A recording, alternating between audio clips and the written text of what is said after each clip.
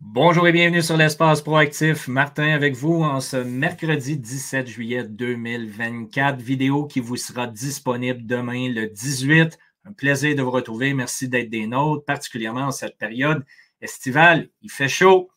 Il fait chaud chez moi. Je ne sais pas chez vous, mais chez moi, il fait très chaud.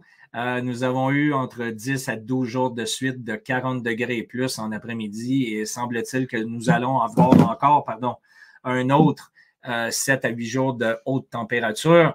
Mais aujourd'hui, on ne parlera pas du climat ici au sud de la Colombie-Britannique.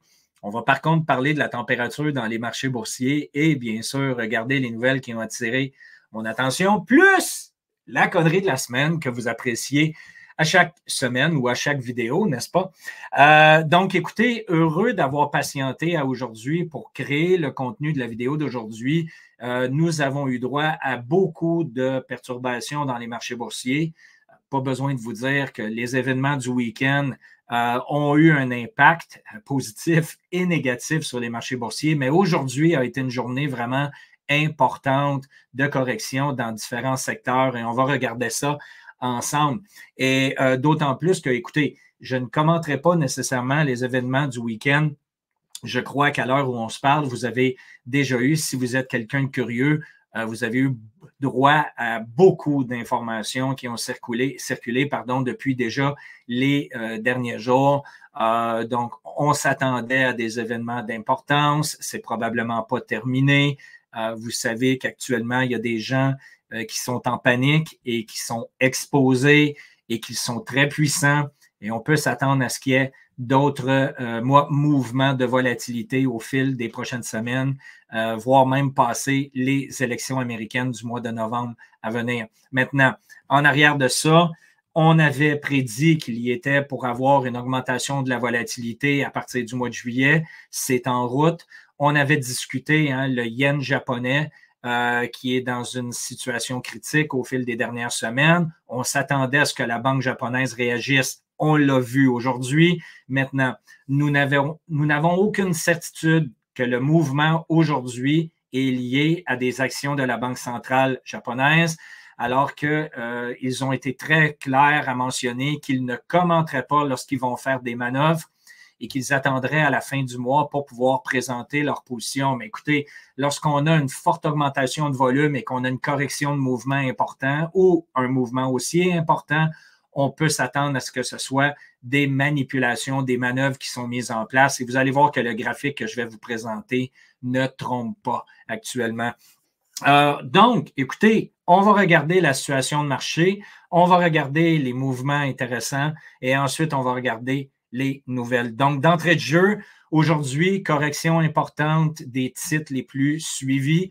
Lorsqu'on parle d'intelligence artificielle, vous le savez, NVIDIA a fait un mouvement hyperbole depuis les derniers mois et on s'attend à ce qu'il y ait une correction sévère, d'autant plus que, tel que déjà mentionné aussi, vous avez des actionnaires et des opérateurs, et là, je ne parle pas uniquement d'NVIDIA ici, je parle du marché en général. Quand vous avez des gens comme Jeff Bezos qui ont vendu à plusieurs transactions des millions et des millions de dollars de valeur de leurs actions, c'est qu'on commence à sentir une correction de marché potentielle et par le fait même, on retire des bénéfices. Et aujourd'hui a été une correction importante dans le Nasdaq, donc les sociétés inscrites au niveau technologique, dont NVIDIA, AMD, Supermicro Computer et ARM. On peut s'attendre à une situation qui va se poursuivre, mais encore une fois, j'ai un bémol là-dessus et vous allez voir, on va regarder ça ensemble avec certaines informations que je désire partager avec vous. Ici, maintenant donc, si on regarde le mouvement le plus important que je suivais depuis ce matin, eh bien, c'était une action de la Banque centrale japonaise pour préserver de la valeur du yen japonais. Comme vous le savez, j'en ai déjà parlé. Donc, on avait eu au mois de mai, fin avril, début mai, là, un mouvement important de Banque centrale. Et lorsque la Banque centrale agit de la sorte, c'est qu'elle doit vendre des actifs pour pouvoir renforcer sa devise. Donc, ces actifs-là sont potentiellement du dollar américain, potentiellement des bons du trésor américain ou d'autres actifs, qu'ils soient européens, asiatiques et qu'importe, n'est-ce pas? Par contre, on sait très bien qu'en portefeuille, la Banque centrale japonaise détient énormément d'actions et de titres et d'obligations et de devises américaines, alors qu'il s'agit d'un partenaire économique important avec les États-Unis et un partenaire stratégique aussi au niveau des pays du G7, aux pays de l'OTAN et autres. Donc, par le fait même, vous comprenez que c'est ce qu'ils doivent liquider. Et aussi, lorsqu'ils font ça, bien, vous comprenez que là, on commence à avoir une problématique du côté des États-Unis avec les obligations. On commence à avoir une problématique avec le dollar américain lui-même. Et le dollar américain, s'il ne trouve pas preneur, eh bien, vous comprenez que le prix diminue aussi face aux autres devises qui font partie du panier dont le DXY représente, c'est-à-dire le dollar index versus, évidemment, les autres devises qui sont à l'intérieur du panier analysé. Donc, depuis les événements du week-end, nous avons eu un mouvement aussi important du côté de l'or, alors que l'or a atteint et dépassé son sommet historique. On se rapproche du 2500 $ US l'once. L'argent a suivi. Par contre, l'argent est toujours en retard à aller rattraper son sommet précédent dans les autres 50 $, donc sous-évalué actuellement. J'aimerais vous rappeler que du côté du COMEX aux États-Unis, nous sommes à 400:1 ratio de argent papier versus argent physique en voûte. Donc, on est à un ratio de 400:1. Et vous avez compris que lorsque tout le monde va vouloir recevoir son argent en même temps, eh bien, les gens seront coincés. Il n'y aura pas d'argent disponible pour eux.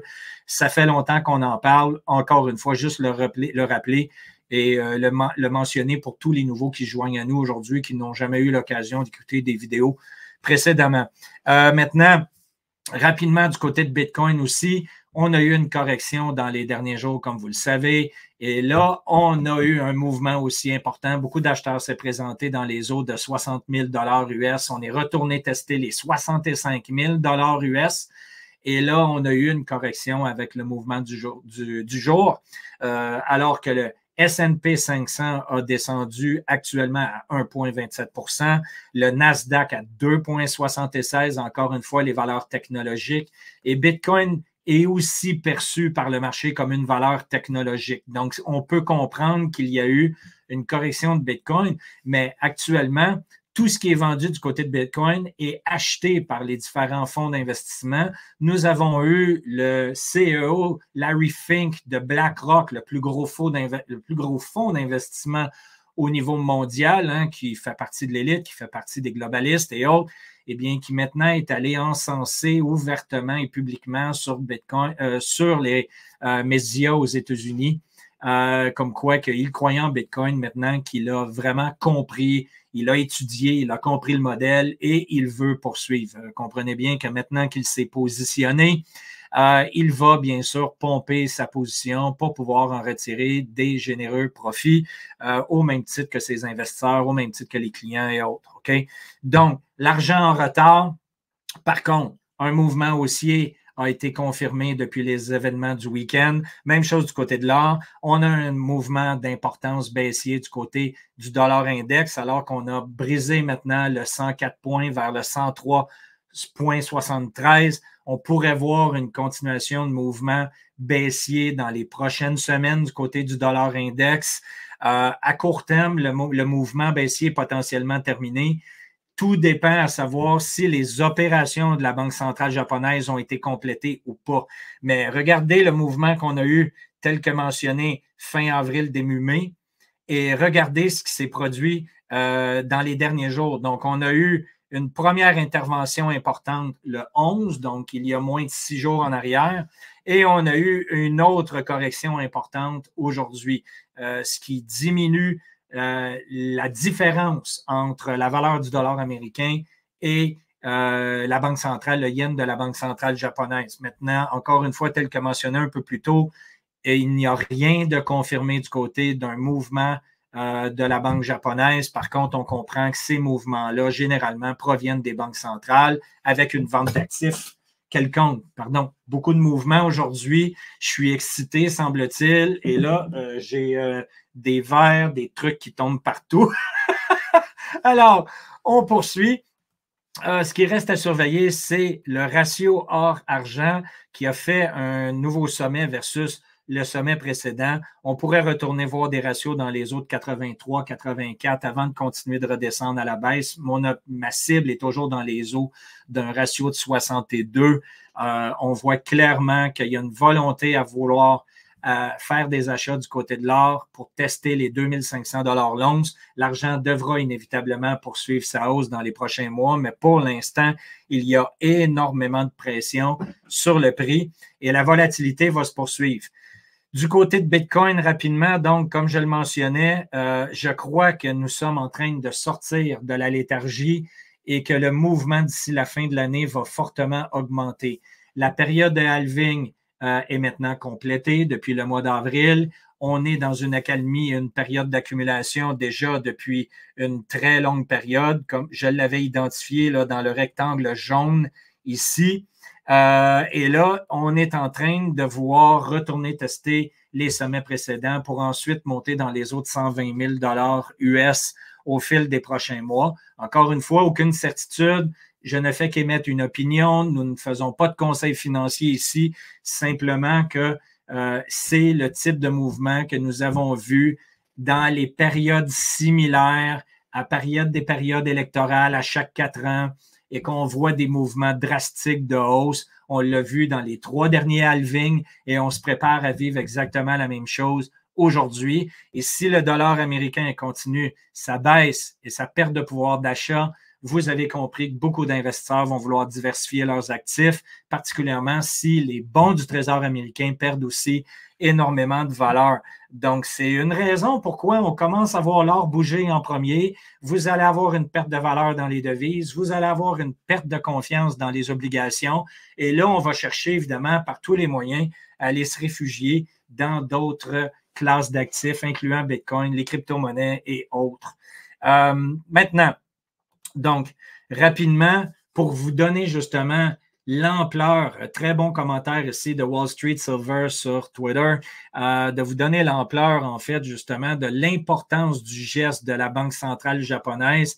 Eh bien, le fonds de pension le plus important au Japon s'apprête à vendre pour 800 milliards de dollars américains d'actifs. Encore une fois, ces gens-là ont été exposés aux risques immobilier commercial et autres, l'économie qui est ralentie. Donc, vous comprenez qu'ils doivent vendre des actifs pour tenter de garder un certain niveau de liquidité. Ensuite de ça, vous avez une des banques japonaises les plus importantes qui, elle aussi, a mentionné qu'elle s'apprêtait à vendre pour 63 milliards d'actifs. Donc, vous voyez clairement que le Japon est dans une situation difficile et donc beaucoup d'actifs à vendre et reste à voir qui sera preneur. Donc, c'est important de comprendre qu'encore une fois, il y a inévitablement un impact négatif sur l'économie américaine provenant de l'étranger. Les États-Unis ont exporté leur inflation à travers le monde alors qu'ils contrôlent la devise principale économique. Et là, c'est en train de se tourner contre eux. Et tout ça se produit évidemment à la veille des élections à venir au mois d'octobre ou novembre, si ma mémoire est bonne, là, du côté américain. Du côté de l'Europe maintenant, donc, on avait vu que certains politiciens ont dans leur ligne de mire, en fait, le patrimoine financier des Français, comme si on ne vous avait pas volé assez. Eh bien là, il y a énormément d'épargne.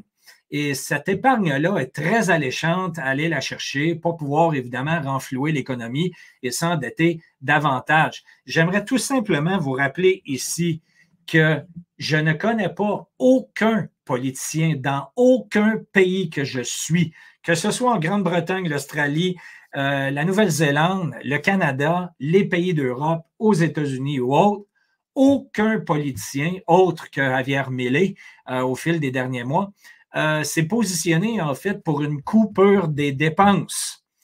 Tout ce qui est présenté devant nos yeux de la part des globalistes est tout simplement des solutions pour nous appauvrir davantage, pour continuer de nourrir le système dont eux s'enrichissent.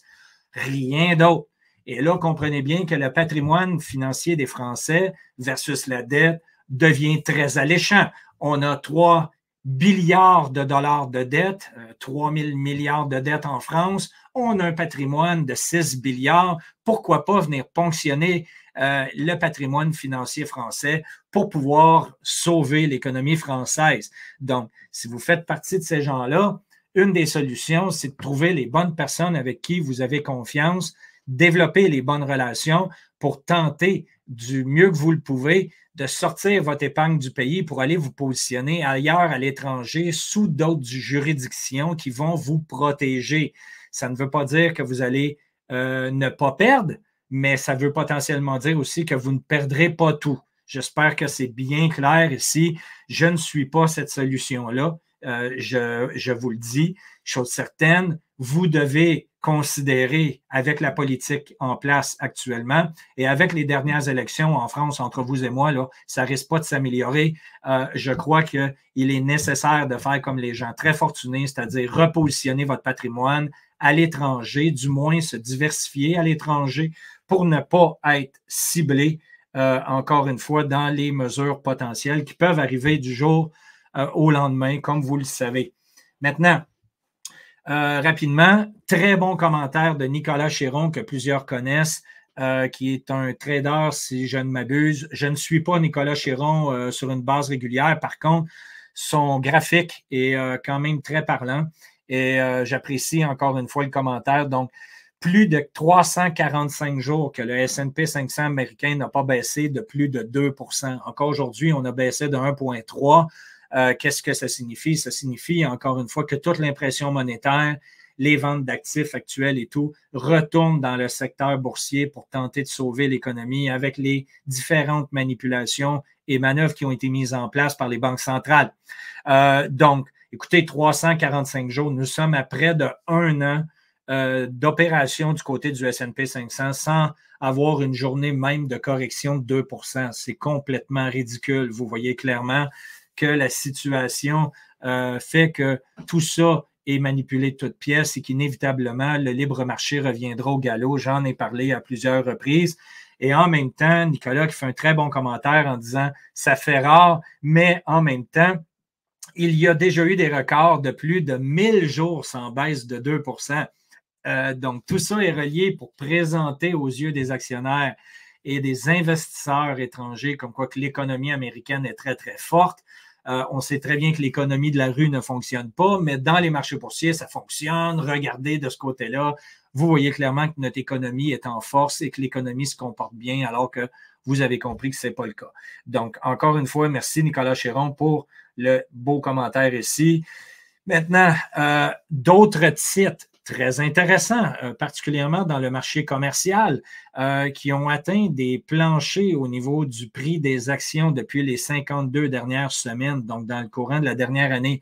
McDonald's, qui subit les foudres du marché, la société Nike, Lululemon, John Deere, les tracteurs, les camions de ferme et autres, le casino de Las Vegas Sands, Walgreens et Albertsons au niveau des pharmacies. Vous avez Mattel, les jouets. Donc, Yum China, qu'est-ce qu'il y a d'autre? Goodyear pour les pneus, Papa John Pizza. Donc, est-ce que je ne vous avais pas mentionné dans les derniers mois que tout ce qui était le secteur de la vente au détail était pour souffrir dans l'économie, sauf les sociétés qui vendent des produits à rabais, tels que Walmart, qui en passant son titre explose, Dollarama ici au Canada, qui en passant, j'avais annoncé à 75 $, est rendu à 125 $ canadiens le titre. Pourquoi? Parce que ces compagnies-là font très bien dans une économie où les gens s'appauvrissent, et ce qui n'est pas le cas, comme vous constatez aujourd'hui maintenant, des titres boursiers dans le secteur du détail, de la restauration rapide et de la consommation en général. Donc, tous ceux qui regardent le prix des 500 plus grandes sociétés et qui sont convaincus que ça va bien dans l'économie, eh bien, tournent évidemment la tête pour ne pas voir la réalité de ces sociétés-là qui perdent actuellement énormément de valorisation en bourse, tout simplement parce que les gens ne peuvent plus consommer ou doivent faire des choix importants. Maintenant, on nous vend encore une fois actuellement la possibilité de voir comme quoi l'inflation diminue et que là, on va se positionner du côté des banques centrales pour faire des baisses de taux. Je vous l'ai dit, la réalité, c'est que pour avoir une économie saine, on devrait faire exploser les taux à la hausse actuellement, mais ils n'ont pas le luxe de le faire, simplement parce que les gens vont faire faillite. Et l'objectif, c'est de repousser le problème à plus tard. Donc, seulement ici pour vous rappeler que lorsqu'on regarde historiquement ce qui s'est produit auparavant, vous voyez clairement que dans les cycles inflationnistes, eh bien, c'est un cycle qu'on voit régulièrement. Donc, il y a eu une augmentation rapide des taux d'intérêt, ce qui fait diminuer avec un certain retard entre la mise en place des infrastructures et la réaction dans le marché et dans l'économie. Eh bien, il y a toujours un lag qui peut varier de 6, 12, 14 mois, dépendant de l'économie et de la situation économique. Pardon. Maintenant, on est dans une position actuellement, les banques centrales se pètent les bretelles, comme on dit au Québec, comme quoi que, voyez-vous, les mesures d'augmentation des taux ont eu un impact important sur l'inflation. Maintenant, on diminue. Donc, on est prêt à redescendre les taux pour relancer l'économie. Mais comprenez bien que ces positions-là vont faire quoi? Vont tout simplement augmenter l'inflation au fil des prochaines années, encore une fois, pour faire face à une situation qui va être inévitable, c'est-à-dire l'appauvrissement des peuples, l'appauvrissement des classes sociales, dans le but, encore une fois, d'enrichir une catégorie de gens qui en ont absolument rien à foutre de ce que monsieur, madame moyen vit dans la rue, simplement. Maintenant, comment on réussit à atteindre ces objectifs-là? Bien, on continue à travers les politiciens de faire vivre le rêve, comme quoi que ces gens-là, les politiciens, n'est-ce pas, sont déterminés à vouloir nous donner un coup de main, à améliorer notre qualité de vie et que, bien sûr, si on vote pour eux, nous allons avoir un meilleur contexte économique avec leurs élections. Eh bien, regardez ce qui s'est produit. Je vous donne cet exemple-là ici parce qu'on le voit du côté des États-Unis, mais comprenez bien que vous le vivez ici au Canada, vous le vivez aussi en Europe avec l'immigration illégale. Et l'immigration illégale, qui fait partie d'un plan global, vous le savez, eh bien, a joué un rôle important au niveau économique et ce n'est pas un rôle positif. Ces gens-là arrivent, on leur donne énormément de revenus, on leur donne des aides pour s'établir et autres. Et là, regardez ce qui est en train de se produire. Donc, si on regarde aux États-Unis, vous avez 3 couleurs différentes dans le graphique. On va regarder uniquement du côté là, de tous services sociaux inclus. Vous avez 39% de la population des familles américaines qui doivent subsister grâce aux services sociaux qui ont été mis en place par le gouvernement américain. Vous avez 52% des immigrants légaux, c'est-à-dire ceux qui sont venus, qui ont passé dans les protocoles pour pouvoir devenir citoyens américains. Eh bien, 52% de ces familles-là ont besoin, encore une fois, des services sociaux pour être capables de maintenir un rythme de vie. Et de l'autre côté, vous avez le coût relié aux immigrants illégaux. Ceux qui ont traversé la frontière, qui n'ont pas été invités par vous, mais qui ont été invités par nos dirigeants, n'est-ce pas? Eh bien, eux représentent 59% en fait de l'obligation des différents produits sociaux disponibles. Et vous voyez que clairement, là, au niveau des immigrants illégaux, 48% de ceux-là vivent de l'alimentation qui est fournie par le gouvernement, parce qu'aux États-Unis, vous avez des coupons, n'est-ce pas? Donc, à chaque mois, vous recevez en fait un certain montant en coupons qui peut être échangé dans les épiceries, dans les restaurants pour pouvoir vous nourrir. Eh bien, 48% des illégaux vivent de ces coupons-là, 34% les légaux et 25% du côté des citoyens nés aux États-Unis, 39% pour l'assurance Medicaid, hein, donc l'assurance santé, 36%, 25%. Donc, vous voyez clairement l'impact négatif de l'immigration illégale sur l'économie. Simplement pourquoi? Ça fait augmenter la quantité de dette du côté étatique. Par le fait même, ils doivent mettre plus de devises fiduciaires en circulation et ça crée de l'inflation. Vous avez compris ça. Maintenant, petit point important, encore une fois, est-ce que vous êtes surpris si je vous mentionne que lorsque les gens sont investis dans des fonds d'investissement, lorsque le fonds tourne au vinaigre, eh bien, il est fort possible que vous ne soyez pas en mesure de sortir votre liquidité du fonds. Eh bien, c'est ce qu'on est en train de voir du côté des États-Unis, encore une fois, alors qu'il y a eu un fonds qui s'appelle Main Street aux États-Unis, qui était fortement exposé à l'immobilier commercial, qui aujourd'hui, hein, comme par hasard, les investisseurs veulent retirer leur liquidité du marché et ils ne sont pas en mesure de le faire. Les fonds sont bloqués pour X raisons. Comprenez bien qu'une limitation des retraits est tout à fait, je vous dirais, illégale, mais Wall Street se réserve le droit de le faire. Et il n'y a personne au niveau du secteur bancaire ou au niveau politique qui va vraiment venir tenter de mettre des règles à ça, vous comprenez. Donc, actuellement, c'est ce qui est en train de se produire et comprenez bien que tout ce qui est obligation contractuelle papier peut être complètement oublié du jour au lendemain lorsqu'il y a des corrections sévères de marché, que ce soit dans l'immobilier, dans d'autres secteurs d'actifs. Maintenant, deux autres situations au Canada. J'avais fait référence dans le passé. Je veux tout simplement reconfirmer l'information alors que cette information-là est maintenant validée sous le gouvernement de la CAQ au Québec. Eh bien, la majorité des emplois qui ont été créés depuis 5 ans sont dans le secteur public. Êtes-vous surpris? On en avait parlé. Et du côté fédéral au Canada, ça a été confirmé le 16 juillet 2024. Le gouvernement canadien a employé plus de 10 000 nouveaux bureaucrates l'année dernière pour atteindre un nouveau sommet. Encore une fois, tout ce qu'on avait mentionné dans le fil des derniers mois et qu'on avait exposé, bien, vient se concrétiser.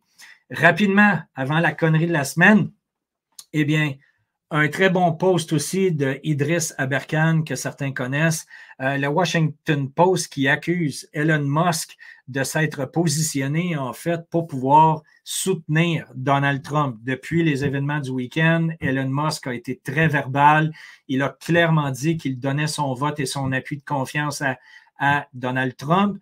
Il y a eu des informations qui ont circulé aussi que Musk s'apprêtait à injecter 45 millions de dollars américains par mois pour soutenir l'élection de Donald Trump aux États-Unis. Maintenant, tout ça reste à être validé.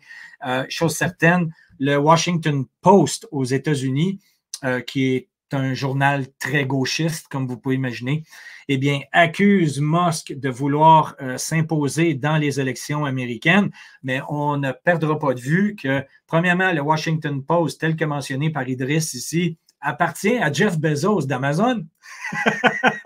Et deuxièmement, on ne perd pas de vue non plus que c'est exactement les conditions dans lesquelles Mark Zuckerberg de Facebook s'est mis avant les élections de 2020 et de 2016. Donc, Facebook était fortement impliqué, comme vous le savez. Et là, tout le monde s'insurge. Pourquoi? Parce que Musk se présente comme un guerrier de du droit de parole, du open speech, et qu'au bout de la ligne, depuis qu'il a acheté X, précédemment Twitter, comme vous le savez, eh bien là, on l'attaque de toutes pièces.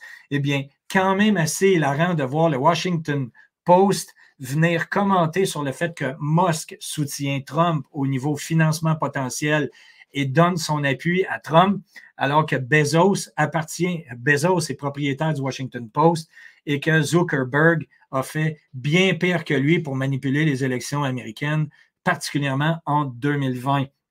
Maintenant, la connerie de la semaine. Encore une fois, des médias de qualité au Québec et ailleurs dans le monde, n'est-ce pas? Je suis convaincu que même chez vous, vous demeurez, vous avez droit à de l'information d'une pertinence absolument extraordinaire. Eh bien, aujourd'hui, le Soleil au Québec nous apprend et nous met en garde de faire attention aux brûlures de margarita. Et rien de mieux qu'une période estivale pour pouvoir parler de margarita et d'avoir une nouvelle aussi importante, des grands enjeux, n'est-ce pas? On parle ici de grands enjeux. Brûlure de margarita, gare au jus de citron sous le soleil. Imaginez-vous. Et là, wow, je viens de comprendre que non seulement c'est relié au margarita, mais aussi la limonade. Yeah. Ouais, on va prendre un Coca-Cola à la place, probablement meilleur pour notre santé. Et semble-t-il que le soleil et les agrumes aujourd'hui, en 2024, ne font pas bon ménage. Et en ce qui me concerne, j'ai demeuré au Québec pendant plus de 40 ans.